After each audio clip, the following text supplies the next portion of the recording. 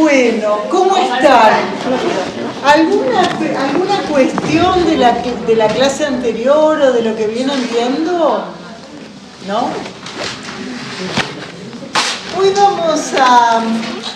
vamos a situar cuestiones de las trabajadas en lo inconsciente en ese texto, y comenzamos con Introducción del narcisismo, que es un texto del mismo tiempo. Bueno.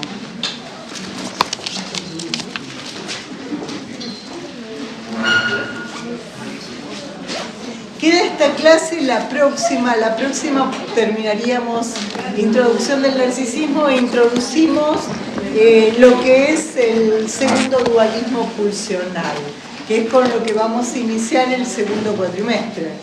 O sea, tenemos esta clase, la próxima, 3 semanas de vacaciones y seguimos. Y creo que el segundo parcial es la última semana de agosto. O sea, después cuando retomamos hay muy pocas clases, incluida la de repaso. Así que siempre hay muy poco tiempo entre un parcial. 3. Pero no des ideas vos.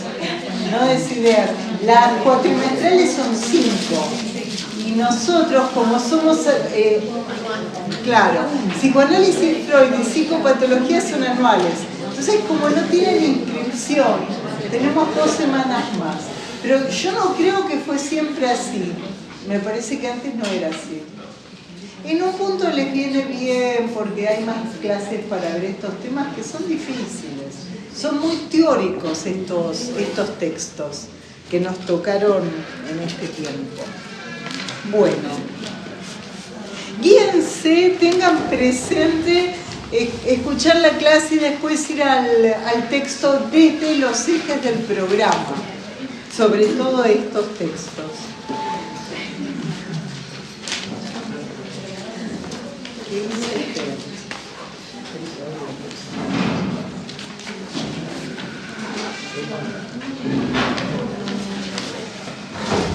Tenía como un pequeño repaso. Ahí va.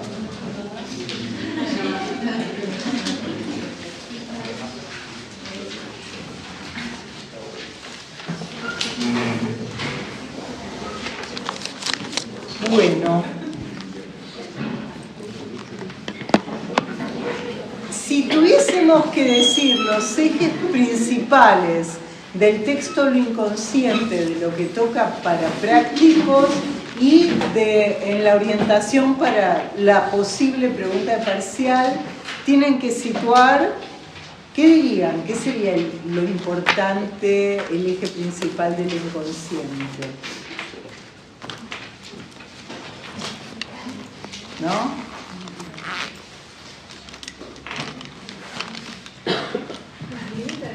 ¿Cómo? Los límites son importantes, sí. Pero, sí, eso también. Y que lo inconsciente responde a un sistema de leyes, ¿no? Esto es importante.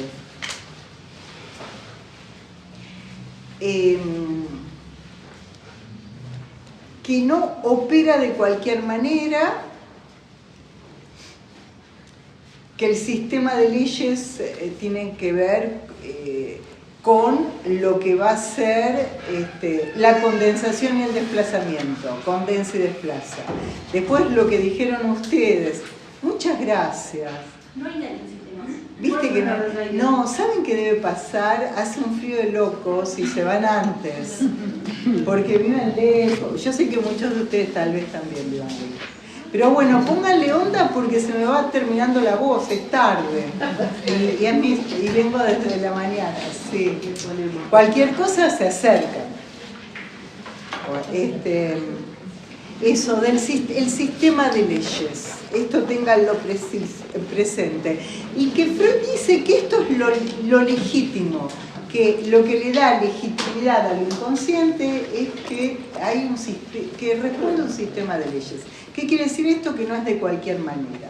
Después, que hay un límite. El límite lo tienen que pensar con la asociación entre estos dos conceptos fundamentales que son represión e inconsciente. El límite es la represión primaria, que no es lo que es una hipótesis la represión primaria, que parte de lo observable en la clínica, del psicoanálisis como praxis, que es el retorno de lo reprimido, ¿no? Por eso el síntoma como retorno de lo reprimido, que es lo observable, va a hacer a Freud inferir que esto está determinado por una hipótesis que es el inconsciente y la represión primaria como lo que la constituye, ¿no? Con lo que se reprime y el retorno de lo reprimido. Él habla de lo reprimido fundamental, primordial, y los retoños de lo reprimido. Donde el síntoma es lo ordenador. Y es la línea del programa. Del programa, sobre todo este año, vieron que cambió el programa, justo con ustedes. El síntoma es lo ordenador. ¿Dónde se lee el síntoma? ¿Es lo ordenador, lo orientador de quién? Del analista. ¿Y dónde se lee el síntoma? ¿Dónde lo leerían si se piensan como analistas? Alguien viene y habla, por ejemplo, hace frío, qué sé yo, y sigue hablando. ¿Ustedes dónde leerían, dónde se orientarían en relación al síntoma? En la transferencia aparece, pero respecto al discurso, eso es el analista, ¿no? En la temperatura. Pero ¿en qué es lo que dice un paciente? ¿Cómo? Los lapsos, por ejemplo, en las incoherencias. Los lapsos son formaciones del inconsciente que dan cuenta del inconsciente dinámico. Lapsos, chistes, sueños y olvido. Pero el síntoma es de lo que te viene a hablar alguien en general. Donde no puede hablar. O te orientas por la repetición y el sufrimiento. El síntoma es aquello que uno vive con sufrimiento, pero también repetición.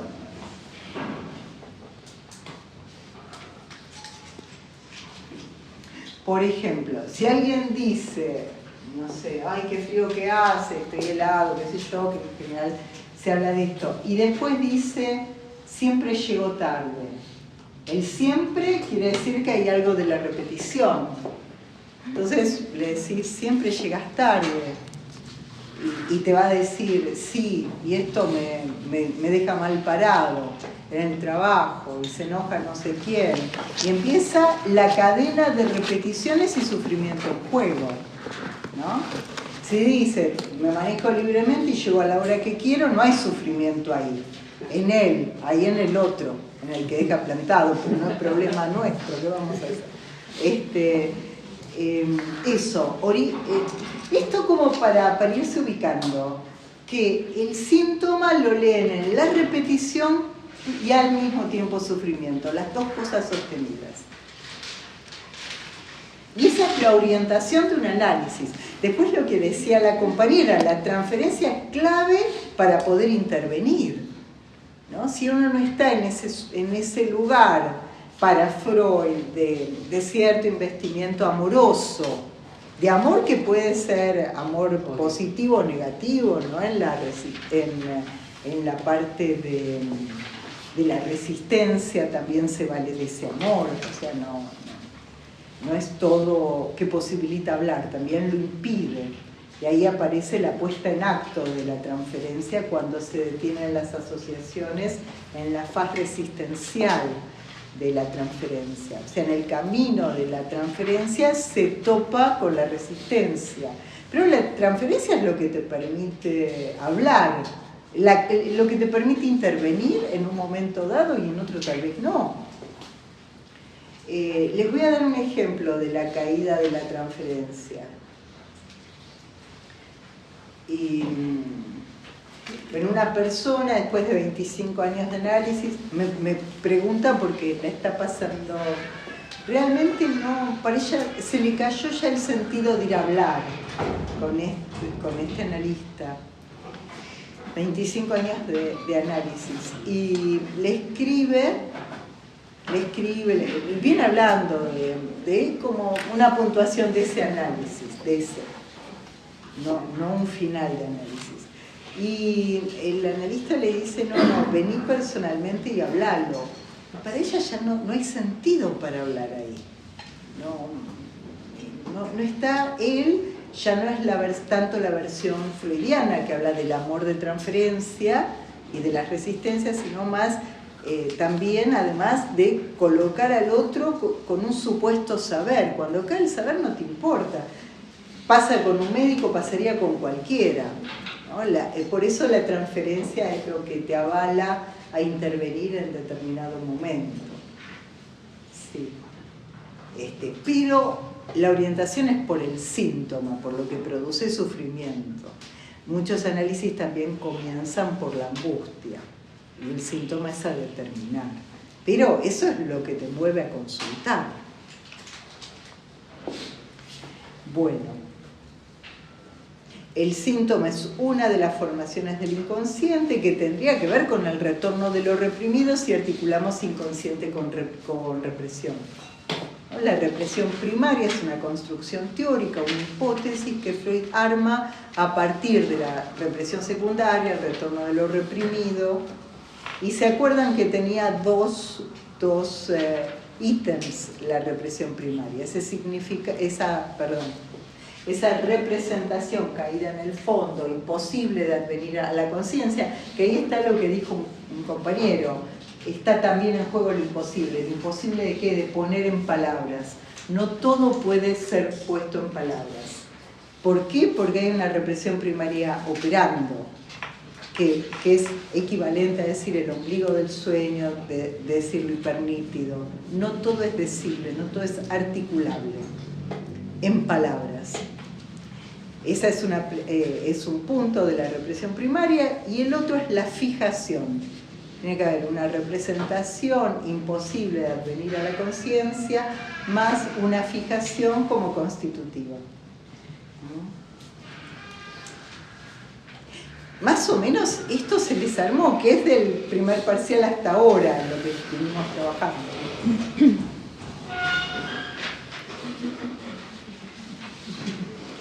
Entonces, Freud va a decir que el inconsciente responde a leyes, y esto es y tiene una lógica legítima, dice, y necesaria, ¿no? Es necesario leerlo desde esto que responde a leyes.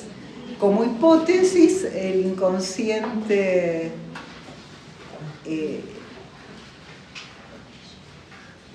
lo construye a partir del síntoma. Recuerden que el psicoanálisis para Freud comienza desde la histeria, ¿no? Desde los síntomas conversivos en la histeria. Es lo que él ve a partir de la hipnosis cuando se va a Francia. Cuando deja la neurología, se va a Francia, empieza a tratar de entender la lógica en los síntomas. Y es importante por ahí pensar, porque los modos de sugestionabilidad, que es una característica de la histeria, la sugestionabilidad, se adaptan a lo que espera cada época. Bueno, no voy a dar ejemplos por ahora, pero pueden pensarlo. En el tiempo de Freud se esperaba desmayos, parálisis, el discurso médico esperaba eso. Y cómo diferenciábamos, primer tiempo de la materia, lo que es un desmayo, supongan por una, ¿cómo se llama? Epilepsia, ¿no? Que alguien puede desmayarse, de lo que es un desmayo histérico, porque en la histeria se necesita de un público. Nadie se desmayaría en un desmayo histérico sola en el baño y se parte la cabeza con el lavatorio. necesitas del palco. Eso. Y lo que hace Freud también es correrlo del lugar de la simulación porque dice, no hay simulación, le pasa esto y sufre por esto. O sea, él se orienta por el sufrimiento, no por si es mensurable o no mensurable para la ciencia médica. Dice, no importa que la medicina no lo pueda medir, esto es un problema del método, hay sufrimiento, y si hay sufrimiento es lícito y digno que le demos un espacio, que escuchemos por qué alguien sufre, ¿no? Esto de por qué se sufre, y pescar eso. Y diferenciar lo que sería una queja de lo que es un síntoma. Pero algo puede advenir a un análisis de modo de queja y después construir un síntoma de esa queja. ¿Me siguen con esto? Bueno. Digo, esto tiene que tener claro, lo tienen que tener como, tienen que estar familiarizados con esto, con estos puntos para continuar avanzando. Profe, una pregunta. La represión primaria tiene 2 puntos. La caída de la representación, en el fondo imposible de poner palabras. Y la fijación, ¿cuál es la relación de la fijación con la represión primaria? La fijación es lo que hace que esa representación quede fijada y no advenga. Que recuerden que en parte lo toma de la represión y después hay un parrafito agregado de Schreber que él dice, para hablar de psicosis en oposición a neurosis, habla del mecanismo de la represión, y dice, además, eso, ¿por qué no adviene? Porque está fijado y no es pasible de que advenga la conciencia. Dice, tiene 2 patas. Esto está muy trabajado en lecturas freudianas. Hoy no lo traje, si no te lo leía, pero haceme acordar si querés y la vez que viene lo hablamos. Es muy abstracto. Dice, a partir de... mirá!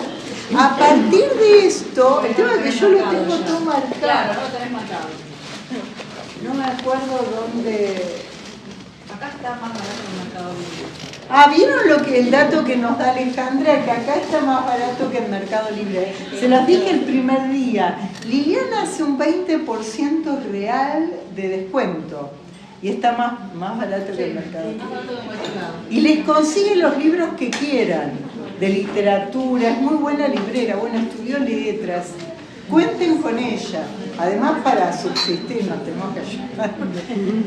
Bueno, quedó claro esos 2 puntos.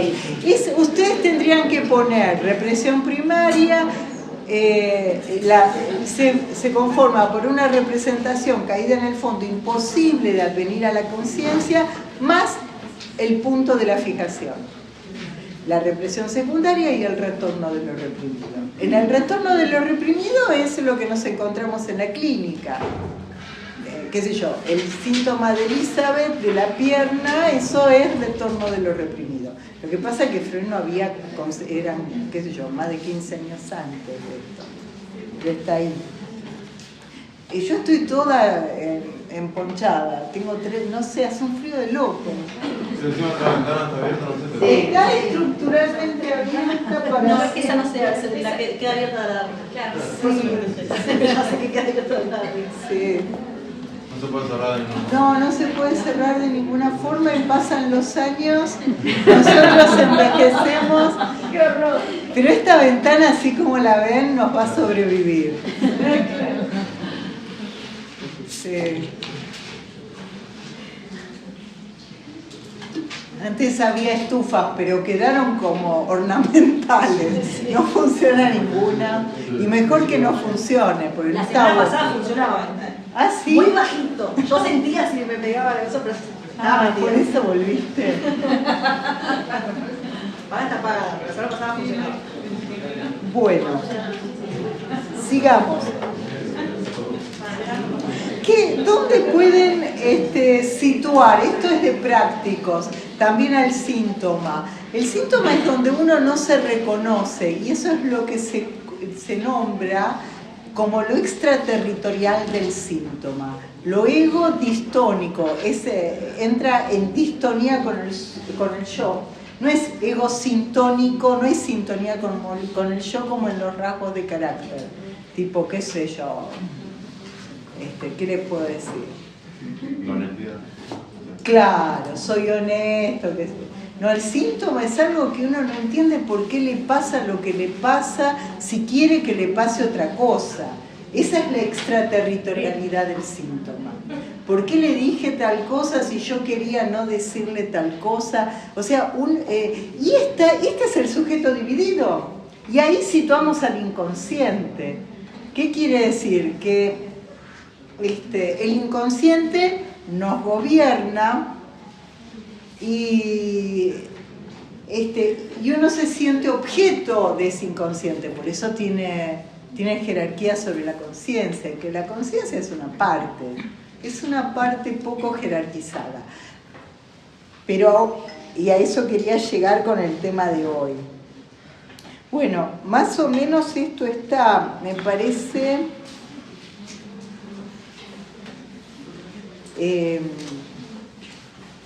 después de lo que vos decías, las propiedades del inconsciente, que lo hablamos, la temporalidad, que no hay principio de contradicción, bueno, esto ya está trabajado y está hecho en Freud. Bueno, ¿para qué llegamos a esto? Porque ya ubicamos lo que es represión, inconsciente, pulsión. ¿Y qué nos faltaría? O sea, cuando yo les hablo, por ahí ustedes no leen dónde está mi inconsciente, y espero que no, dónde está el inconsciente. Claro, si me angustiara por algo que pasa, ahí ven que hay algo que me toca, y puede pasar, a veces pasa. O si tengo un fallido, ahí pueden leer algo del inconsciente, de la represión, etc. Pero lo que nos faltaría, ¿qué sería? Lo pulsional, el modo de satisfacernos de cada uno, que eso se puede deducir, a veces es más evidente. Pero ¿qué nos faltaría en esto que venimos trabajando desde el primer parcial hasta ahora? El narcisismo. Sí, muy bien, me dio pie para la clase. El narcisismo, ¿por qué? Porque alguien, y se espera que sea así, en una clase te la da desde el yo, desde una supuesta organización, ¿no? Donde se sigue un programa, donde la orientación es a un parcial, donde el marco es la facultad, donde se espera que aprueben la materia. Bueno, esto no tiene ni que ver con el inconsciente ni con la satisfacción de cada uno. También por eso es un requisito que un analista se analice, que analice sus puntos de satisfacción para no llevarlo esto a ningún paciente y en general a nadie. No gozar con los puntos fijos de cada uno con los demás. Si hay un punto de fijación sádica, llevarlo al otro, ¿no? Que esto no pase. Pero tal cual. Este es el tema de hoy. ¿Cómo se constituye el yo y cuál es el segundo estatuto del yo? Porque ustedes ya vieron un primer estatuto del yo, que es una serie de representaciones, ¿no? Bueno, vayamos a esto. ¿Qué quiere decir que se construye el yo en principio? El yo de una persona. Dos cosas. Primero, que podría no construirse. Podría no constituirse. Si se construye es que podría no constituirse. Y segundo, que no es un dato con el que venimos, ¿no? No es un dato de origen. ¿Dónde piensan que el yo como organización que permite cierta coherencia, que para Freud en los sueños está al servicio de la censura? Porque uno va censurando un montón de cosas para que sea coherente más o menos lo que dice, ¿no?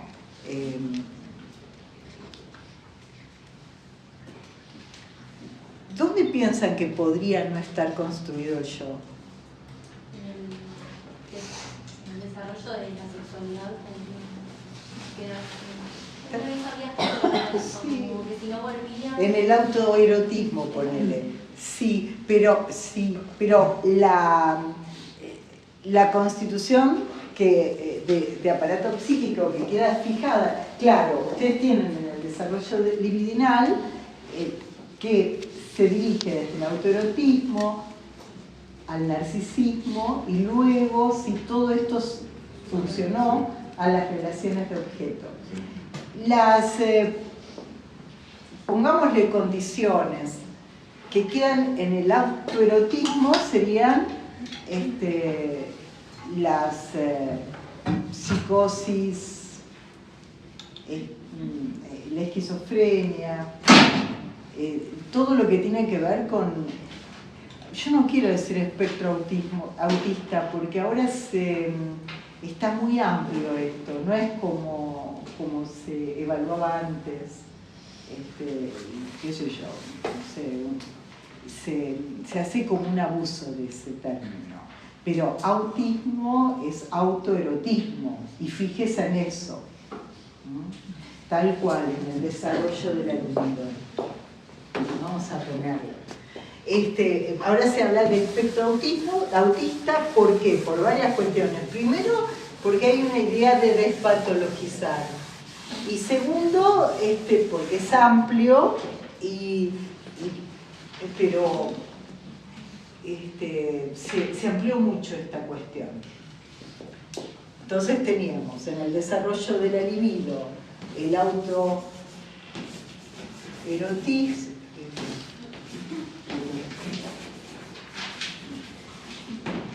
narcisismo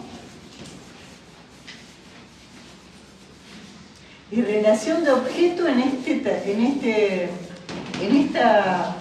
orden.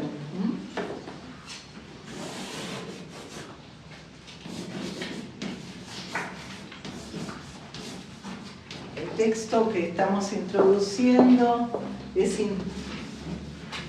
introducción del narcisismo.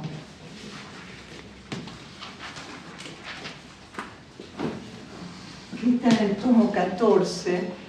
Ese tomo casi lo vemos todo. Si alguno quiere hacer alguna inversión antes de que suba el dólar,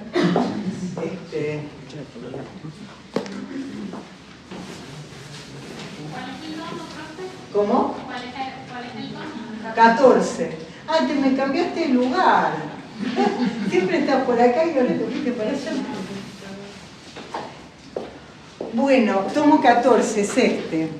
Este lo trabajamos todo y es muy clave. Acá está la represión, lo inconsciente, introducción del narcisismo, duelo y melancolía. Es un tiempo clave en Freud. ¿Cuándo está ese abajo? ¿Qué? ¿Cuándo está ese abajo? ¿Sabes qué? No sé. ¿Cuánto estarán estos? Lo pueden conseguir también de segunda mano si quieren, en una librería que se llama Aristipo. Aristipo está en Villa Crespo. No sé si alguna. En el Parque Centenario hay varios tomos con la parte de usados. El tema es que no están todos, pero bueno, capaz. Claro, pueden ir comprando de a poco. Todos es muchísimo dinero, ¿eh? Sí, es un montón, pero capaz que falta. Sí, fíjense, si lo compran nuevo, como dijo Alejandra, en general el mejor precio es de acá. Tienen el WhatsApp de librería, el WhatsApp y el Instagram, librería La Facultad, se lo encargan a Verónica o a Liliana. Ella los consigue. Y si no, de segunda mano. Eso. Así que sí, Parque Centenario, Caipulo, Rivadavia y las librerías de libros usados, que hay varias. Bueno. Entonces, va a decir Freud que para pasar de la instancia autoerótica al narcisismo se requiere de un yo, de la constitución de un yo, y para eso se va a necesitar un nuevo acto psíquico. ¿Qué es lo que dice, lo que está como punto en el programa? Como punto en el programa de esta unidad. Y ahora vayamos.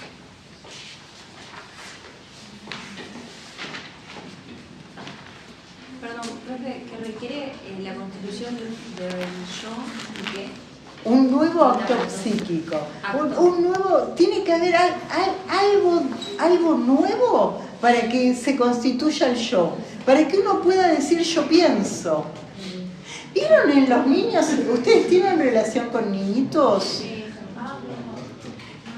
¿Vieron que en general, cuando se va aprendiendo el lenguaje, no se dice yo de entrada? Por ejemplo, si vos a un nene o a una niña le decís te hiciste pis, viene cuando se hace pis y dice hiciste pis, ¿no? Porque todavía no está constituido el yo. Cuando dice nena hizo pis, ¿no? Claro. O el nombre. Claro. No, todavía no está yo tal cosa. Y se va constituyendo corporalmente, también el cuerpo como unidad. Esto lo trabaja Lacan y se los digo para otra instancia, pero ténganlo en la cabeza, en el estadio del espejo. No está constituido de entrada. Dice por el año y medio, entre 9 meses y un año y medio, el cuerpo se ve como una unidad. Y los chicos se impactan cuando se ven en el espejo y se reconocen. Y cuando uno no se reconoce en un espejo tiene algo de siniestro, que la definición es eso familiar, que sería nuestra imagen, que se nos vuelve extraño. ¿No les pasa que a veces se ven en una foto y dicen ¿quién es? ¿Qué pasó? Terrible. Y después, si hay una amiga, claro, si hay una amiga cariñosa, dice, no, es que te tenías que sacar la foto desde arriba. Si es cariñosa, si no, dice, bueno, che, ¿qué querés? Claro, se van arriba y entonces sí, claro, esta papá no es mía. También la imagen, si uno ve el recorte, esto lo da cuenta la Gestalt, que el todo es más que la suma de sus partes, ¿no? Si pero uno eso empieza no a es ver- obra aparte, entonces. ¿Qué? Bueno, nadie está como la imagen es variable. La imagen es como un calidoscopio que algo de lo simbólico se conmueve un poquito y te ves incómoda con esa imagen. Esto es la neurosis, que está simbólica, que hay una simbolización diferente. Imagínense en una psicosis, en una esquizofrenia, la idea es de despedazamiento del cuerpo, ¿no? ¿Por qué? Porque no está constituida esa unidad yoica, ¿no? El yo como una unidad.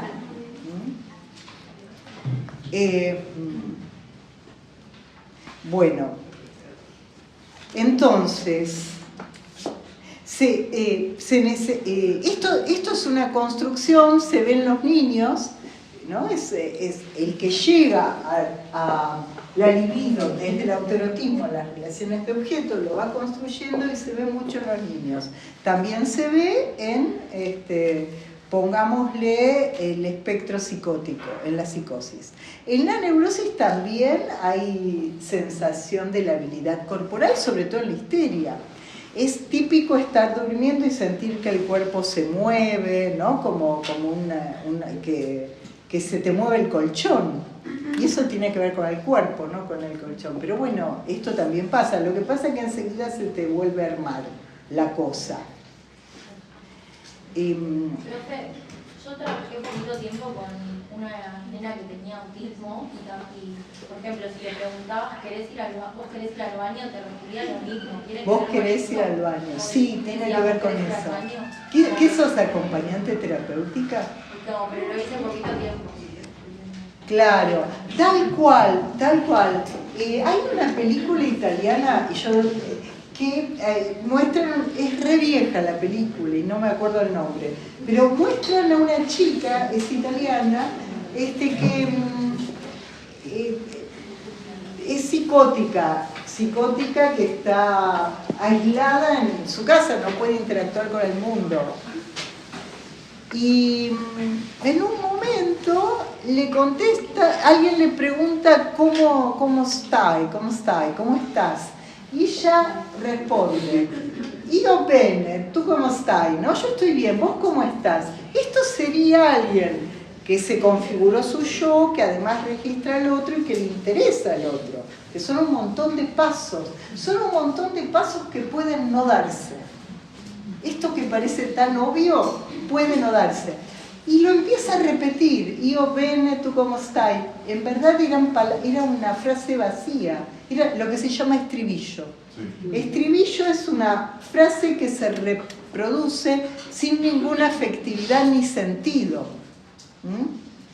Casi, no digamos que es un estribillo, pero cuando ves a alguien y le decís, ¿qué tal? ¿Cómo estás? Y ya te fuiste, no te importa ni te responde. Ese es una frase que sale sin sentido. Bueno, tal cual. Esto se ve.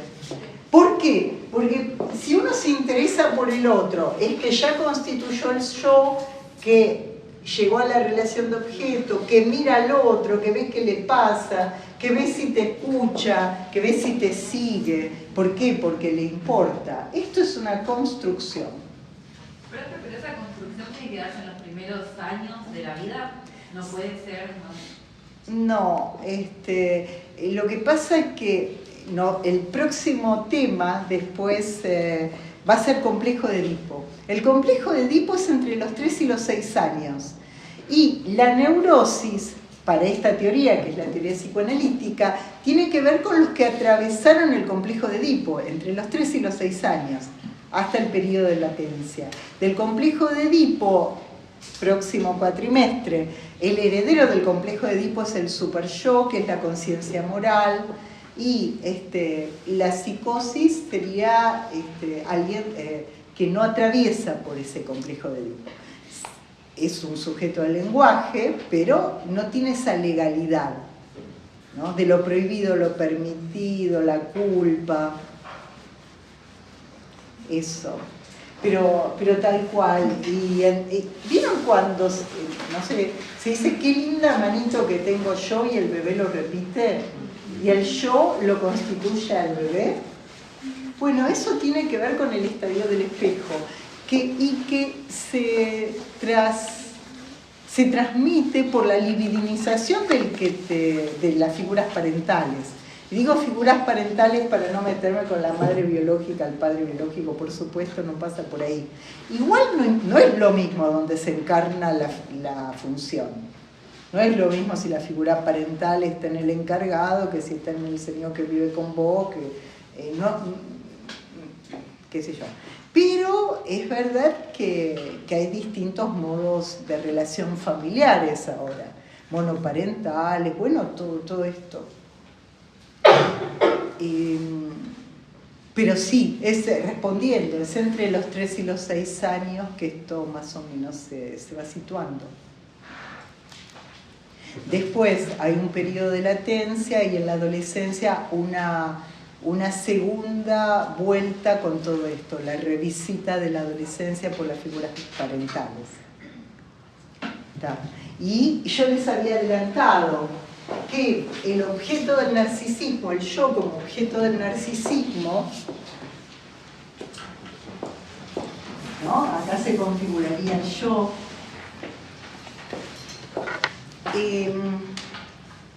tiene que ver cómo ha sido libidinizado esa persona también.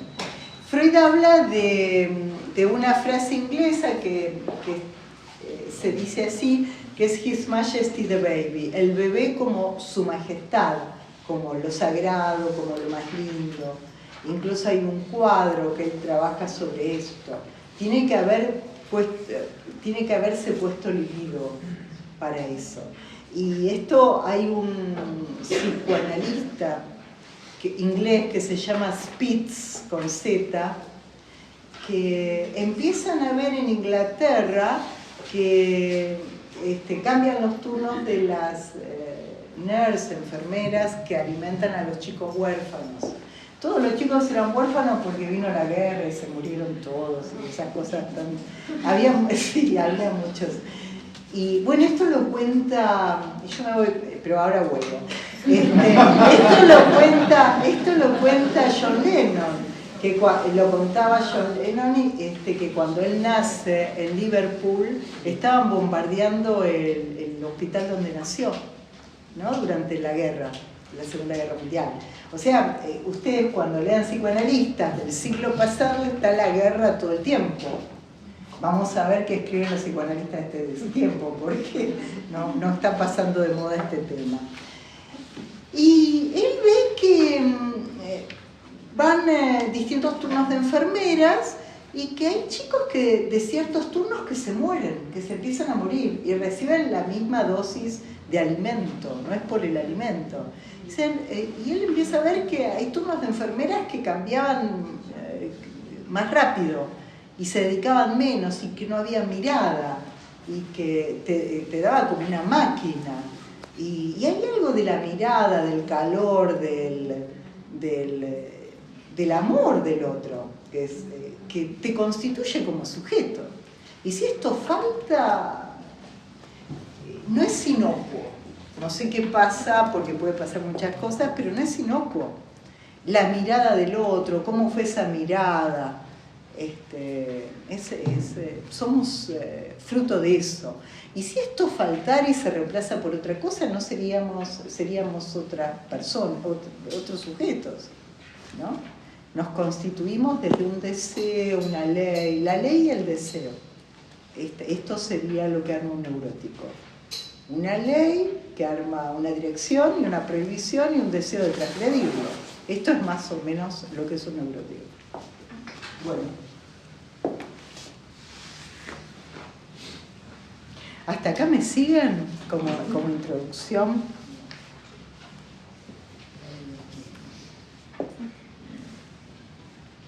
Freud va a decir al comienzo que es un texto fundamental. Lo va a decir Strachey, pero como dijo lo mismo en lo inconsciente, bueno, en cada texto dice es fundamental todo este tiempo, porque viene pensando todo en conjunto, todo articulado. Uno lo da texto a texto porque estamos en la academia, pero está todo pensado junto. Él va a decir que el narcisismo es un concepto fundamental. Y acá va a ubicar lo que es el complemento libidinal del yo. El narcisismo, acá tienen la definición, como, no sé por qué agarré otro color, pero diría...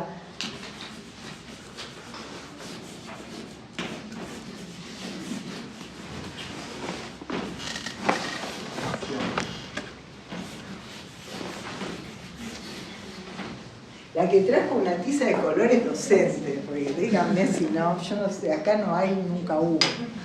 Bueno. Abajo hay una celeste. ¿Qué? Allá abajo hay una celeste. Ay, no te puedo creer. Rosa y celeste, miren, este binarismo es del siglo XX. Bueno. Es una docente vieja del siglo. Bueno. Le va a dar entonces un lugar a este complemento libidinal del yo, que es lo mismo que decir narcisismo, ¿en qué? En la estructuración. Profe, ¿es libidinal o diferencial? Porque ahí se diferencial en el pizarrón. Libidinal. Yo lo tacho. Perdón. Complemento libidinal. Este complemento libidinal, gracias, libidinal del yo, es el que hace la diferencia en este pasaje del autoerotismo y narcisismo. Gracias. Y este escrito, ¿por qué es fundamental también? Porque da cuenta de la constitución por el amor. ¿Qué quiere decir el amor? La libido que nos viene de las figuras parentales, ¿no? La libido se propaga. Yo no sé si les pasó, por ejemplo, algún docente de la secundaria que tenía mucha onda con su materia, en general muchos siguen la materia de esa persona, el deseo se transmite, ¿no? La libido se transmite cuando es libido. Y esto es lo que dice que pasa en relación a un niño, ¿no? Tiene que recibir esa libidinización de los padres, de los objetos parentales.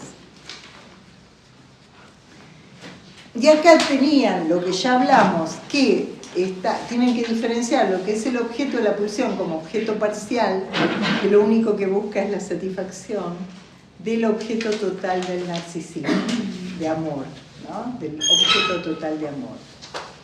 Se supone que en una relación... En el narcisismo entonces es objeto total. Claro, el objeto de amor sería objeto total del amor. Se supone que tienen que entrar, se supone, qué sé yo, hay que ver, en el amor cortés no pasa, que en una relación amorosa erótica entran en juego los dos objetos. Al menos un rato, ¿qué? Objeto total es una persona. Claro, se pone en una persona. El amor en general es... ¿Qué hace el amor? Que no te da lo mismo uno que otro. Está ligado, no te da lo mismo uno que otro. ¿Qué sé yo? Si vos querés a tu perro y te dicen, bueno, me lo llevo y te doy otro, no querés. Decía un periodista, si me quieren comprar mi perro en $1.000.000, yo no se lo vendo, ¿no? Eso es el amor, que no te dé lo mismo una cosa que la otra.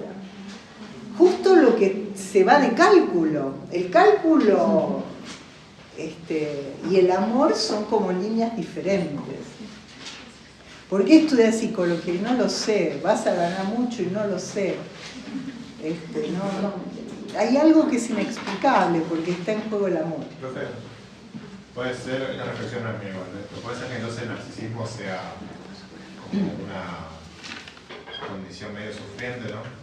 Porque al no poder divinizar otro objeto, nada es importante, nada es más importante que el otro. Lo que pasa es que una vez, nosotros estamos hablando del desarrollo de la libido. El narcisismo, si te quedas acá con la libido dentro del yo, no llegás a la relación de objeto.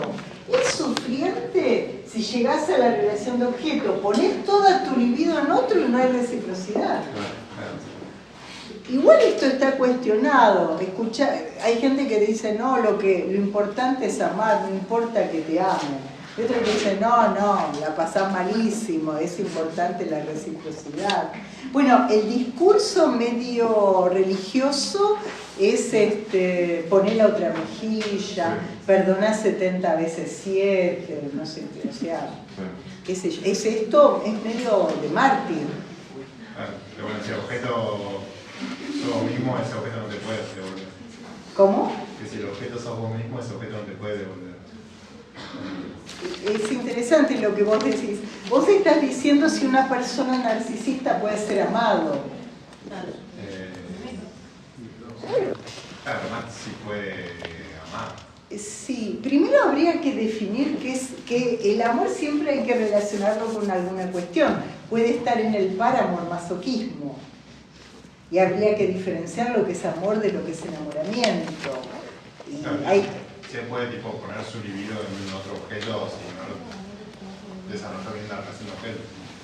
Ah, sí, para poder libidinizar, por eso ustedes vieron lo que son las neurosis de transferencia, para poder generar, para poder armar el vínculo de la relación de transferencia con la persona del analista, tenés que tener constituido el yo y la posibilidad de la neurosis de transferencia, que se opondría a las neurosis narcisistas. Algunos, digamos, con estructuras más psicóticas no les sirve el psicoanálisis porque no son capaces de hacer transferencia. No sirve el psicoanálisis planteado por Freud, no lo puedes poner a asociar libremente.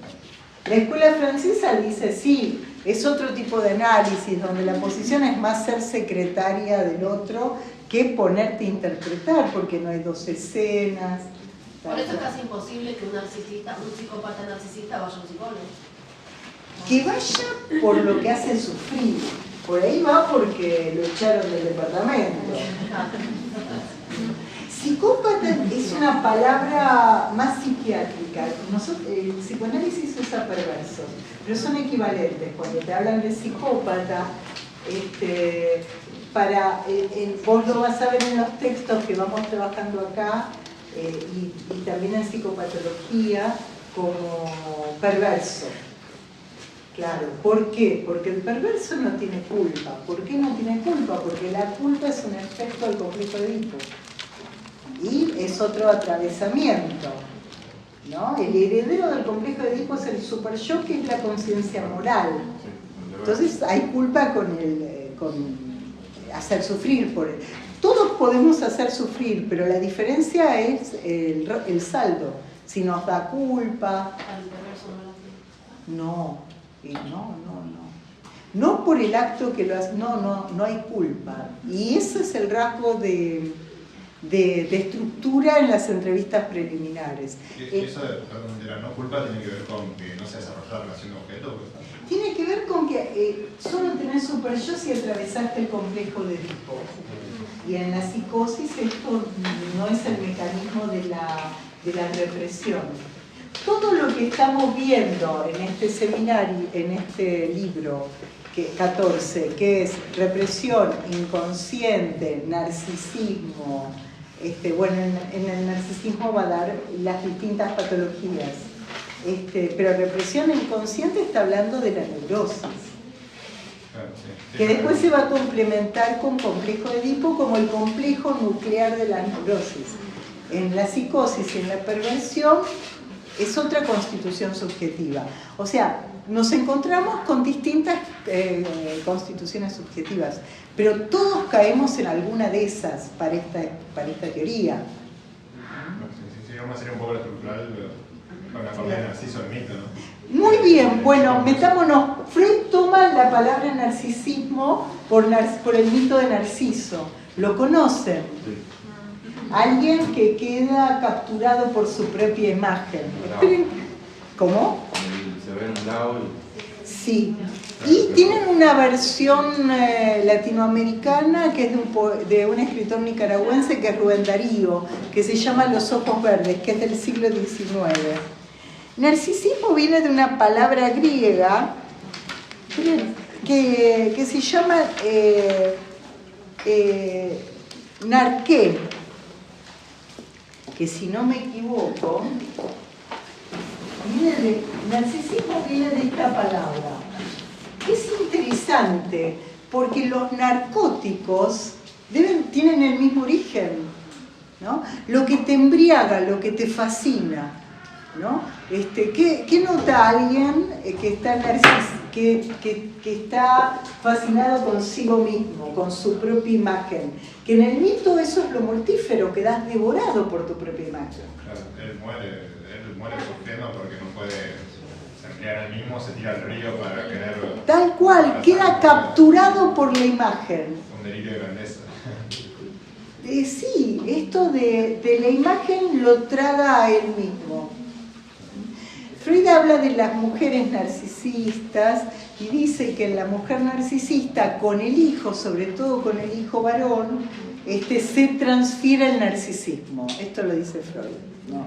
Pues podemos ponerlo en cuestión. Se supone que una mujer neurótica, ¿no? que puede, pero que su libido va hacia ese hijo. Por supuesto, si es neurótica va un rato, después cae de ese lugar y se descompleta, por eso a veces aparece depresión postparto, tiene que ver con toda esa cuestión. Miren que es interesante, y en Los ojos verdes pasa lo mismo. Rubén Darío habla de unos ojos que uno queda capturado. Fascinación quiere decir, ¿vieron como cuando les da el sol en los ojos que uno queda enceguecido y no ve nada? Que es un poco lo que pasa en el enamoramiento, que no es lo mismo que el amor. Quedás fascinado, no ves nada, después decís, pero ¿qué le pasó? Claro, es como un estado, es como un narcótico. Es como un narcótico que después pasa. pasa esa etapa, pasaría esa etapa y te encontrás con el otro como otro, que puede ser mucho, pero puede ser mucho más interesante estar con otro que estar con lo que uno supone que el otro es y con lo que te dice en el cortejo, ¿no? Clásico, en el cortejo clásico.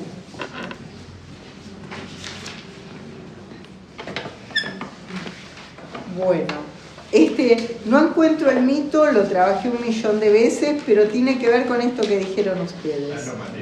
¿Cómo? Claro, lo que le dicen que no va a tener una vida feliz, excepto que quede... Es como una maldición el narcisismo. ¿Por qué? ¿A qué se opone el narcisismo? Que lo vamos a ver con el complejo de Edipo. Una oposición al narcisismo es castración. Se supone que el recorrido de un análisis va por la vía de la castración, por la vía de poder tener la experiencia de las pérdidas, porque no hay otra cosa en la vida que eso, que la experiencia de la pérdida. ¿Se entiende esto? Desde que perdés la infancia, la juventud, el ideal de los padres, qué sé yo. Un pibe entra al jardín y ya en el jardín no lo tratan como los padres. No, si es que lo trataron... ¿Qué? ¿Qué te acordás? ¿Que no hicieron adaptación? ¿Sos de la época previa a la adaptación?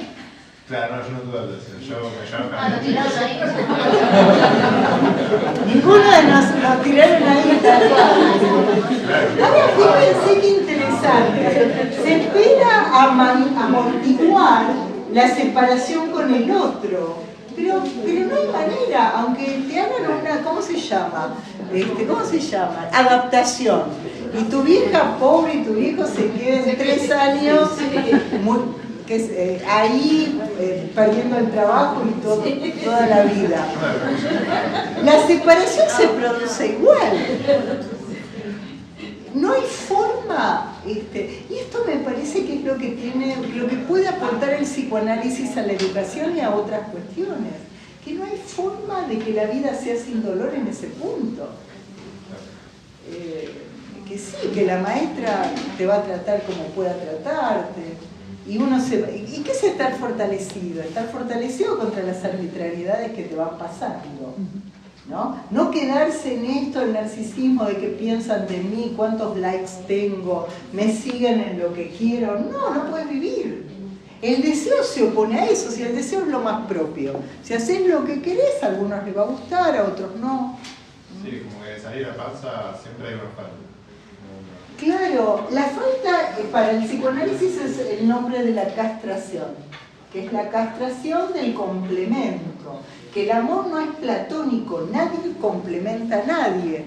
A lo sumo te encontrás con el otro y podés pasarla bien si estás en relación con tu propio deseo. Pero sí. Pero tal cual la adaptas. Y después te dicen, o la lectoescritura, está muy en cuestión esto. Tengo docentes y me siento inhibida. Pero, claro, no, podrían hacer aportes. Está medio en cuestión. Antes, después con Piaget se ubica que uno construye a partir de cuestiones propias. Entonces se dieron lugar a estas cuestiones propias.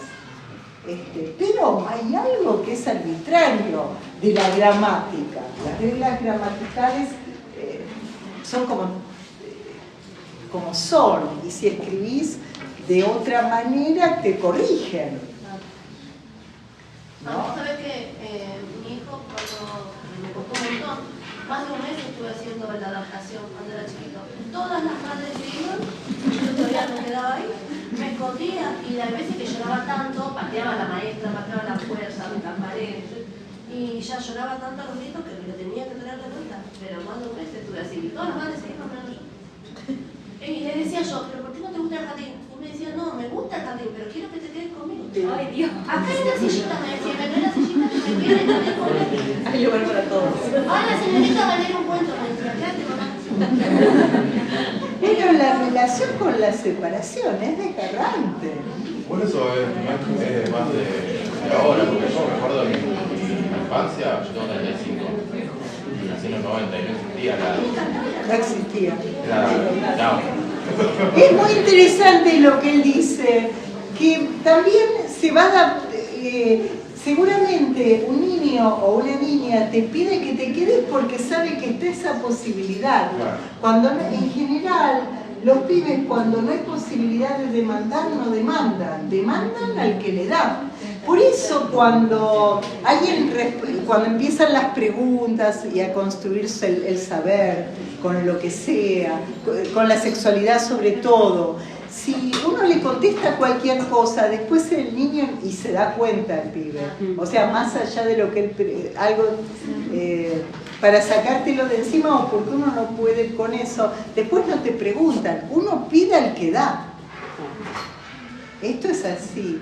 Más vale si la época no te ofrece eso, ¿qué vas a hacer? Claro, claro, sí. Sí, pero ¿qué quiere decir esto? Que en el punto narcisista se construye con un otro que ampare, ¿no? Y el desamparo para Freud es muy importante y es constitutivo. Que el desamparo, lo que habíamos visto como la Hilflosigkeit, que es lo contrario de la ilusión narcisista. El tema es que el narcisismo es una ilusión. Enseguida se pone en jaque todo el tiempo. No hay manera de estar a esa altura de esa ilusión. Bueno, vayamos a lo que sería definición, ¿no? Definición del programa. Narcisismo primario. Recuerden que lo primario es lo constitutivo y se infiere desde lo secundario. Represión primaria, ahora vamos a ver narcisismo primario, después van a ver masoquismo primario. No es lo observable, es lo que se infiere a partir de lo observable, que sería el narcisismo secundario. Anoten. No es originario, esto ya lo dijimos. No es originario, puede constituirse, puede no constituirse, el narcisismo primario. Recuerden que el yo se constituye en un nuevo acto psíquico, que este es el segundo estatuto del yo, que no es la masa de representaciones con la que veníamos trabajando. ¿A partir de cuándo? De este texto. Segundo estatuto del yo ya lo pueden responder en un parcial, ¿no? A partir de introducción del narcisismo, Freud lo sitúa como un nuevo acto psíquico. ¿Por qué? Porque no es originario y ya no sostiene que es solo una masa de representaciones, como lo venía diciendo antes. Que sea constitutivo quiere decir que puede acontecer y que puede no acontecer. Si acontece es lo que va a posibilitar la relación de objeto. Esa es una muy buena respuesta. Si no le ponen 2 puntos y medio, se quejan. ¿Qué? ¿Qué dijo? Repetila si no copiamos. No, después la sí. No podría, ¿sabes que no podría? Me salió... ¿Qué me decías, Rodrigo? Si no es constitutivo, si es o no es. No es constitutivo. Sí, no es constitutivo porque no es un dato de origen. Sí, no es constitutivo. Puede pasar, puede no pasar. ¿Cómo venimos, che? Bueno.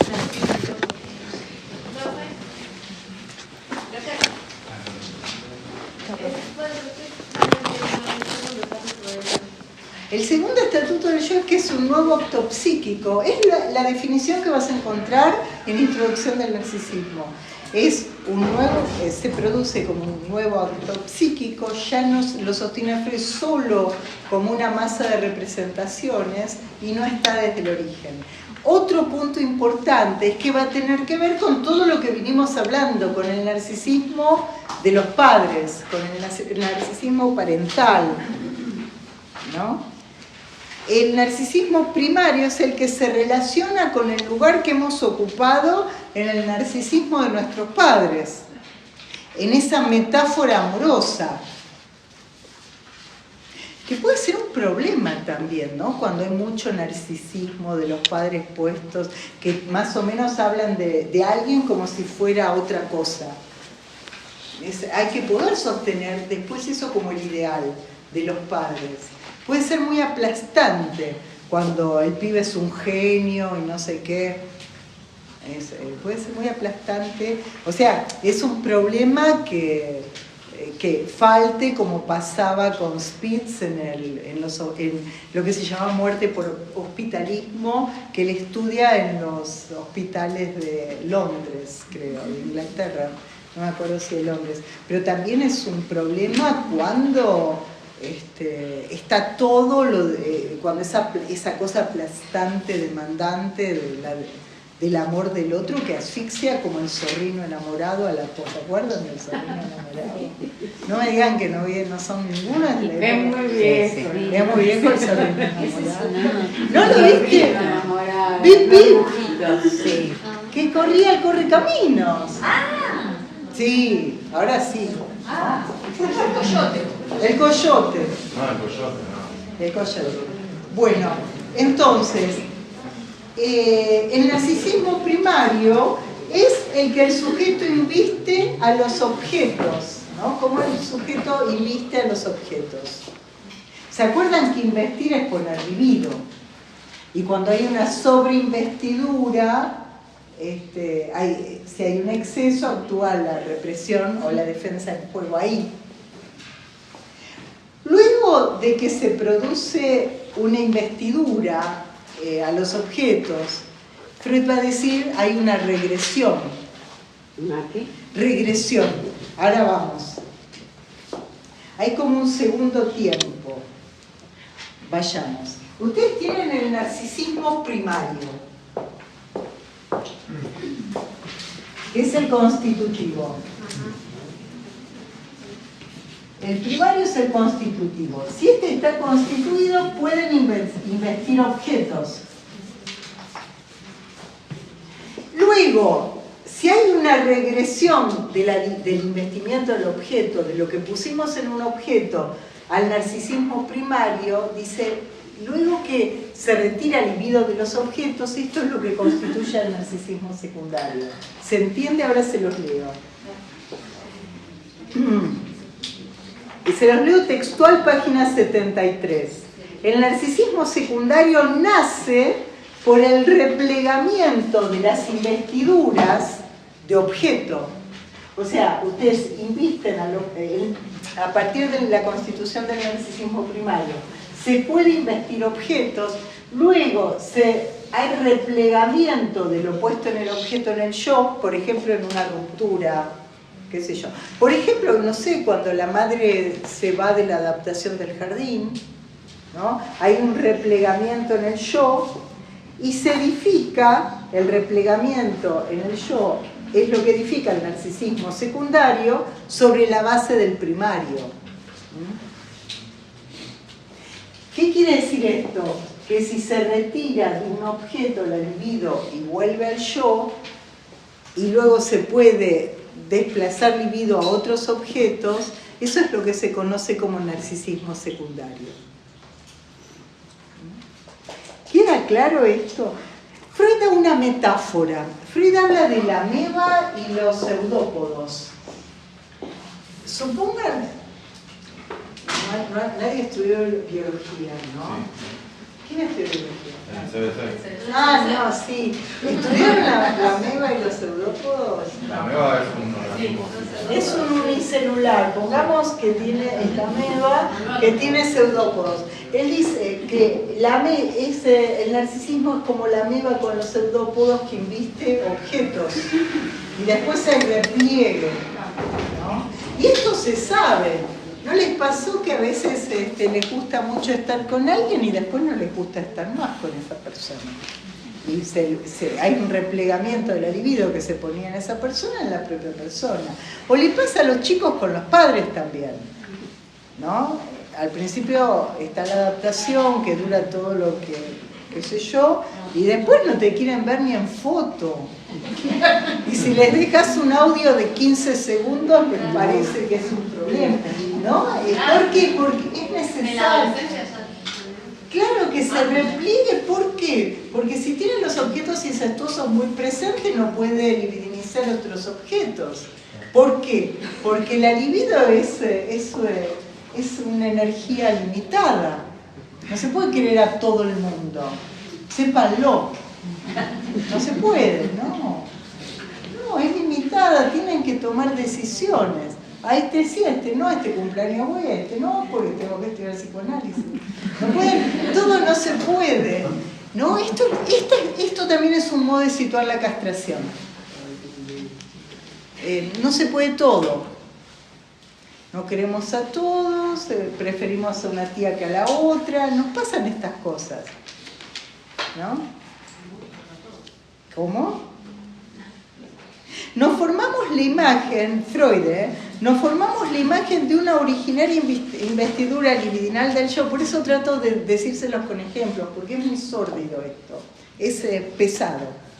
Nos formamos la imagen de una originaria investidura libidinal del yo, cedida después, la palabra después es importante, primero nos formamos el narcisismo, después lo podemos ceder a los objetos. Empero, dice Freud, considerada en su fondo, y es a las investiduras de objeto como el cuerpo de una ameba a los pseudópodos que emite. ¿Les quedó más claro con la explicación? No. ¿Quién me dijo? No lo entendí yo eso de la ameba. Son como las patas los Sí, eso lo entiendo, No. lo que no entiendo es lo que dice Freud. Y vos imaginate, está bien, yo no pongo el narcisismo. Vos imaginate, yo nunca vi una ameba en mi vida. Pero imagínense esas gomas que se extienden. Sí. ¿No? Que vos podés, imagínate un pulpo, una masa, la masa como la que juegan los chicos, que si vos la extendés de un lado es porque falta del otro, se afina del otro. ¿No? Entonces, cuando que no está mal pensar en una masa, pero no lo pongan, no se lo digan a nadie, mucho menos en el parcial. En la masa de los chicos, o en la masa que quieran, porque es equivalente. Si ustedes estiran una masa y la ponen de un lado es porque va a afinarse del otro. Lo que va a decir Freud es así. ¿Y qué pasa con esa masa? Puede ir a un lado y puede volver. Él da el ejemplo de la ameba, porque no cocinaba. Claro. ¿Puede ser un ejemplo como un reloj de arena?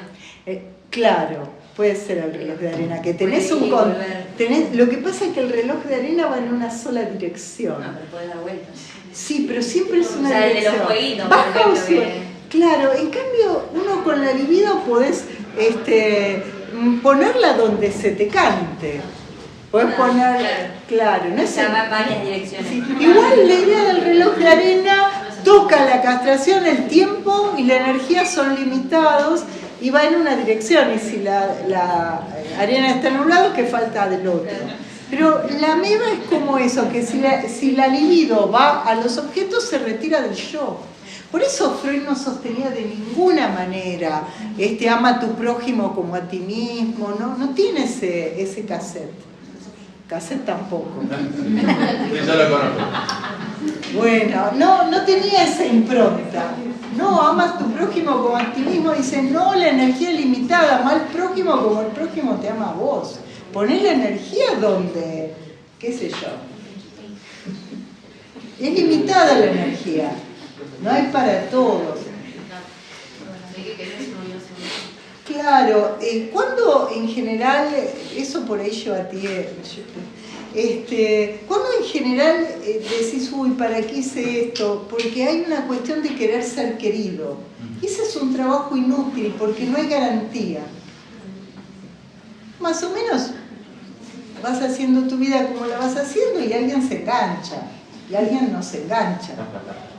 Claro, querer agradar a los otros es lo más frustrante.